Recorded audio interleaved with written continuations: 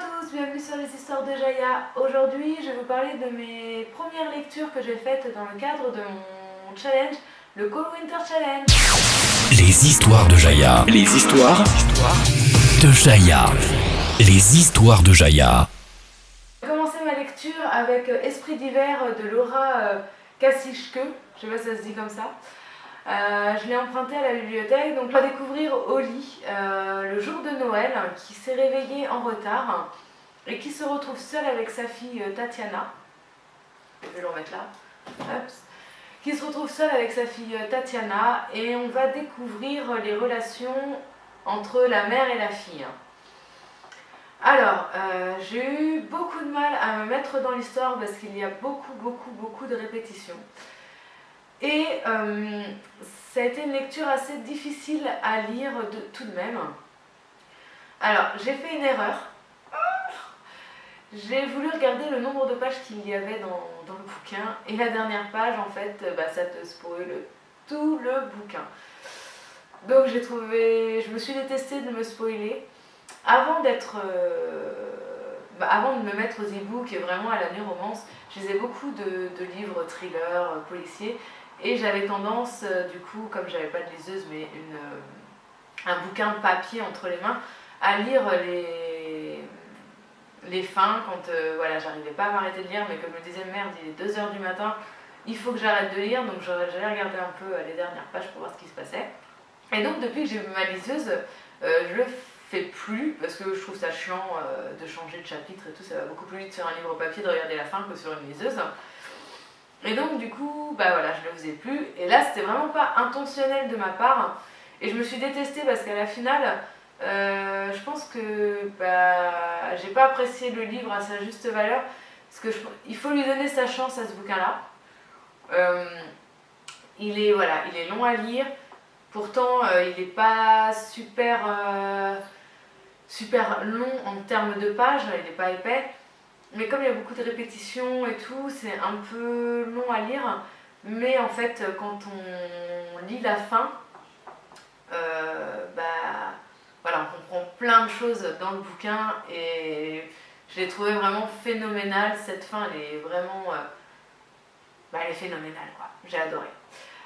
Le seul truc qui me manque, c'est un épilogue. Moi, j'adore avoir des épilogues dans mes histoires. Je pense que c'est beaucoup dans la romance où on fait ça.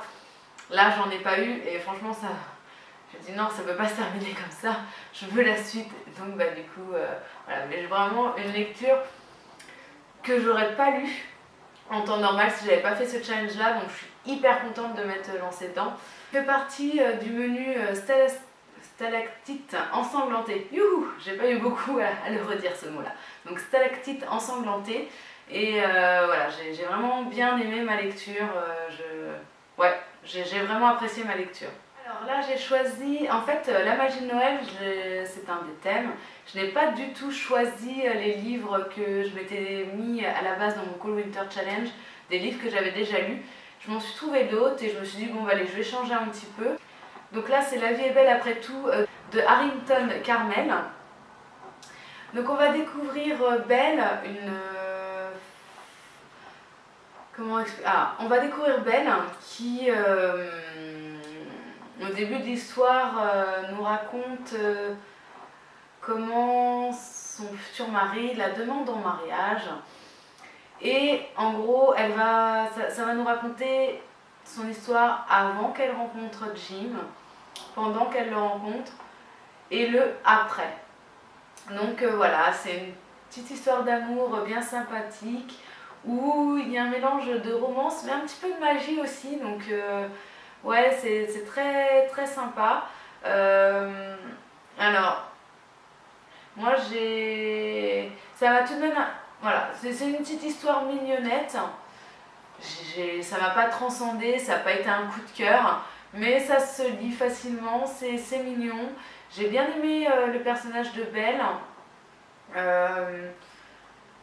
Le personnage de Jim aussi. Après, c'est vrai que c'est peut-être un petit peu trop gentillet pour moi, on va dire. Mais voilà, une bonne lecture. J'ai été contente de la découvrir et de la lire. Esprit très fête de Noël, magie, amour, très, très mignon. Donc voilà, une bonne lecture que j'ai quand même appréciée, malgré tout, malgré que ce soit là, un petit côté gentillet. Et en dernière lecture, je me suis lu La Princesse des Glaces de Camilla Lackberg. Donc là, c'est pareil, c'est le thème stalactite ensanglantée. Ça se passe, il me semble, en Suède. Je sais même plus si ça se passe en Suède parce que c'est des petits bleds que je ne connaissais pas du tout. Ça se passe réellement l'histoire. Donc voilà, on va retrouver Alex dans une baignoire. Il semble qu'elle se soit suicidée. Et donc, les parents d'Alex vont demander à Erika, une écrivain, qui était amie avec Alex quand elles étaient plus jeunes, de faire sa nécrologie. Et donc, elle va enquêter sur sa mort.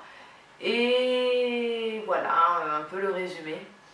Donc, j'ai adoré. Franchement, je me suis laissée transporter par l'histoire. Alors c'est une histoire à la troisième personne et en fait on est dans la tête de plein de mondes différents. On est dans la tête d'Erika, on est dans la tête de Patrick qui est un policier, on est dans la tête du père d'Alex, on est dans la tête du mari d'Alex. Voilà, on est vraiment dans... On a les points de vue, le ressenti de plein de mondes différents à la troisième personne. Donc moi, normalement, qui n'aime pas trop les histoires racontées à la troisième personne, là j'ai vraiment adoré me retrouver dans la tête de plein de mondes différents. Il y a des petites choses que j'avais devinées quand même au fur et à mesure, mais le meurtrier, je ne l'avais pas du tout deviné. Je ne m'attendais pas du tout à ça. Jusqu'à la fin où là, oui, bon, il y a eu un indice gros comme une maison, donc là, ouais, je m'en suis doutée que c'était cette personne-là. Mais voilà, tout au long de l'histoire, je me disais, ah tiens, ça peut être lui. Puis en fait, je me voyais, non, à Camilla faisant en sorte qu'on se rende compte que ce n'était pas lui. Alors après, je me disais, bah non, tiens, ça peut être lui. Voilà, on va dire jusqu'à 20-30 pages avant la fin, j'avais pas du tout deviné qui était le tueur. Donc j'ai vraiment adoré cette histoire-là, ça se lit facilement. En plus, j'aime bien quand même lire des histoires sur ces pays-là, nordiques et tout. Parce que je trouve qu'ils ont une autre mentalité, d'autres traditions. C'est un pays où il fait vraiment très très froid. Moi, je suis quand même quelqu'un qui voilà, mon rêve, comme j'avais dit dans une de mes vidéos, c'est de partir vivre au Canada. Donc du coup, voilà, c'est vraiment cet effet, voilà, neige, un petit peu oppressant parce que quand il neige et tout, on peut plus difficilement circuler. Donc voilà, j'ai bien aimé. Il y a la construction aussi de romances à côté de l'histoire du meurtre. Voilà. Alors comme pour par contre Esprit d'hiver, il m'a manqué moi l'épilogue. Donc je me dis ça se trouve c'est que dans les new romances que maintenant on a les épilogues. Dans les policiers, les thrillers, ils n'ont pas envie de nous en donner. Voilà, et c'est vrai que ça se termine vraiment cash quoi. On a le nom du tueur et hop, ça y est, c'est terminé. Donc limite c'est ça. Donc voilà, j'aurais bien aimé avoir quand même un petit épilogue, savoir ce qu'était devenu Erika après, ce qu'était devenu Patrick le policier, voilà, des choses comme ça. J'aurais bien voulu être un peu plus... savoir ce qui s'était passé dans leur vie après cette histoire assez traumatisante d'avoir trouvé quand même quelqu'un de mort dans sa baignoire, quoi. Donc voilà, étonnamment, on va dire que ce que j'aurais pu plus aimer, c'était quand même La vie est belle après tout, puisque c'est une romance, et je me suis plus laissée transporter par les thrillers, même si j'ai quand même eu beaucoup de mal, comme je disais, à lire Esprit d'hiver. La fin est tellement waouh que en fait voilà, j'ai bien aimé quand même. Voilà, et La Princesse des Glaces, j'ai tout bonnement adoré.